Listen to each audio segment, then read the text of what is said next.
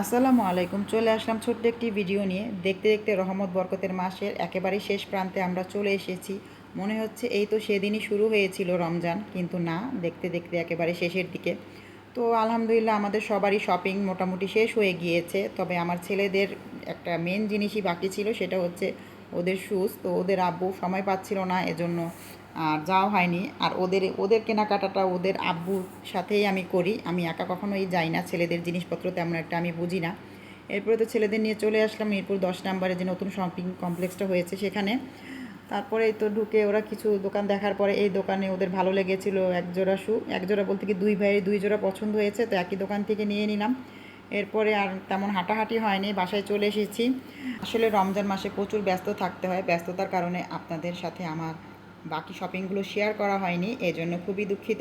তো সবাই ভালো থাকুন, সুস্থ থাকুন। এই ছিল আমার ছোট্ট ব্লগ। আল্লাহ হাফেজ।